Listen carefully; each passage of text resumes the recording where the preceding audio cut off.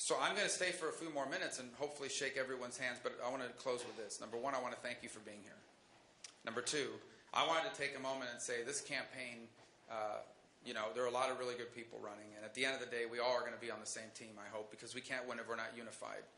And, yesterday in Iowa, a terrible thing happened. A young man who was volunteering for Ben Carson, their car slid off the road and he lost his life.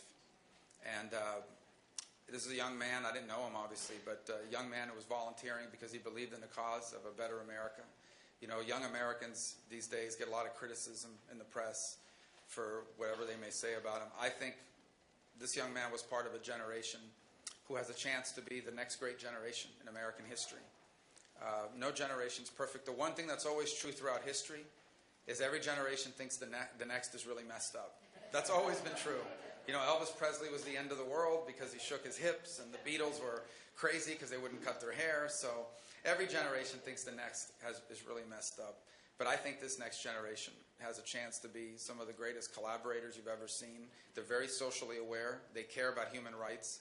They really care about human rights. It's one of the reasons why young Americans are more pro-life than their parents, because they understand that all human life is worthy of the protection of our laws. So as you leave here today, I just ask that you all take a moment to pray and have in your thoughts this young man and his family, because no one, obviously, he died way too young. And also pray for Ben and his family, because I know they've been impacted deeply by the loss of this young man, and he'll be missed.